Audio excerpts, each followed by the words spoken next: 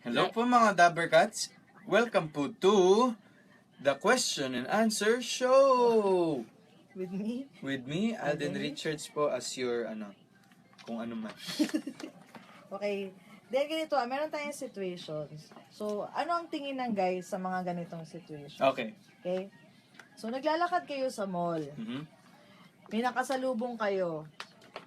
Kunyari yung kasama mo, kunyari meron kang kadate. Tapos may nakasalubong kayo. Kaibigan niya na matagal na, kunyari pag sinabi, uy, kamusta ka na? So, medyo napatagal. Medyo napatagal. Okay. Kwentuhan lang. So, tapos, di syempre, after nun, medyo quiet ka kasi awkward. So, tatanungin ka, nagsiselos ka ba? Ang sagot, di ako. Di ako nagsiselos. Okay. Sa boys, ano ang ibig sabihin ng di ako nagsiselos? Sobrang selos. Kasi, well, okay lang naman eh. Ako if ever may ka-date ako or tapos nakita ko sa mall, may nakasalubong, matagal nila, okay lang naman. Pero, yung tatagal kayo ng 1-2 oras na nakatayo lang ako doon ba? Siyempre, parang, gusto nyo palabasin, ha? Gusto nyo palabasin? Hindi, pero, parang pag ako nagsabi niyan, hindi ako nagsiselos. Nagsiselos ako. Pero pag sa babae ang nagsabi nito sa'yo, anong feeling mo? Kunyari, ganun din yung situation. Tapos parang, syempre pag girls, di ba, pagka nandun, medyo tahimik na yan. Tapos, uy, sabi mo Nako. naman ako, ganyan. Pag sinabi sa'yo, ano, nagsiselos ka ba? No, nagsiselos. Pag sinabi sa'yo, anong ibig sabihin pag babae ang nagsabi sa'yo, hindi ako nagsiselos? Humanda ka na pag-uwi niyo. Ano Humanda ka na at matindi-tinding diskusyonan at awayan yan. Ba't tumatango ka? Tama, mali. Tama, di ba? Next. Okay lang, have fun. So, nagpaalam ka. Okay. Text ka. Kunyari, may lakad kami ng mga friends ko, so, dapat may lakad kayo. Pero nagpaalam kami, lakad muna kami ng friends ko, Ang reply lang sa text mo, okay lang, have fun. Anong, sa boys, sa girls, sa tingin mo sa girls, anong, May nagawa kang mali. Or talagang na ano ka na... Kasi kumbaga kung nakaset na kayo ng lakad nyo, tapos iniba mo yung plano nyo. hindi, kunyari, everyday lang. Kunyari, everyday. everyday kayo magkasama. Tapos parang, yung day na yun, parang, sige, parang kain lang, ganun. Pero wala namang nothing. Walang special. Walang special. Pero, nag-text ka bigla kasi niyaya ka ng mga Dabbercats mo. Uy, tara! Sige, wait lang. Paalam lang ako, Okay lang, have fun. Well, siguro, pag girls ang nag-text ng okay lang, have fun, namimiss ka niyan, gusto kang makita, tsaka advice ko lang sa mga guys, ingat kayo sa mga have fun na yan. Yan yung mga pinakadelikadong text messages. Sobra. Pag na-have fun kayo sa text ng girlfriend nyo, sinasabi ko talaga sa inyo. Pag-uwi, have fun talaga kayong dalawa.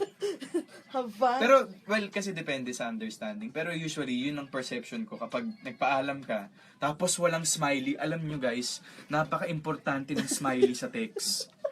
Pag nawala lang yung isang smiley dyan, isang emoticon, isang emoji dyan, may something na yan. Okay lang, have fun, that. Period ka na. Naku, lagot ka. Pero okay lang, have fun, smiley. Ayan, pwede yan. At Pwede saka smiley, heart. may heart. Nako, pasok yan. Pero pag nawala ng emoji, patay. Paano pag K lang? Oy, naku, maka-K-thanks bye ka. K-thanks bye. Last, Yan. may date kayo, tapos ready ka na, susunduin mo na. Te-text ka, pasunduin na kita dyan, ready ka na ba? Ang sagot sa'yo, I have nothing to wear. Sa girls, sa tingin mo sa girls, anong ibig sabihin ng I have nothing to wear? Literal, wala talaga sila nang susuot. Kasi yung girls, parang syempre kapag nakikipag-date yan, gusto nila syempre busy na busy sila. Kapag kasama nila yung partner nila, kailangan maganda sila. Kapag kasama nila yung boyfriend nila. Kasi syempre para hindi na tumingin sa iba. Not unless talagang sobrang loyal sa iyo ng boyfriend mo na talagang regardless kung ano pang itsura mo. He loves you for who you are. Yun ang titingin yan. Pero yun talaga, it's a conscious effort sa girls eh. Parang to themselves. Kahit sabihin namin na wag na, Oo. kailangan sila magpaganda pa rin. Movie date lang. Sabihin siya, I have nothing to wear. Ano ba naman? Kahit naka-t-shirt lang, okay na.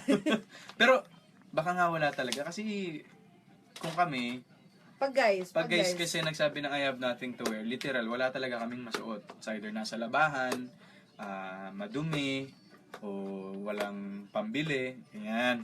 Tsaka hindi naman maarte. Ayun, tsaka, well, kami, ayan, t-shirt lang, ripped jeans, sneakers, shorts, ganun.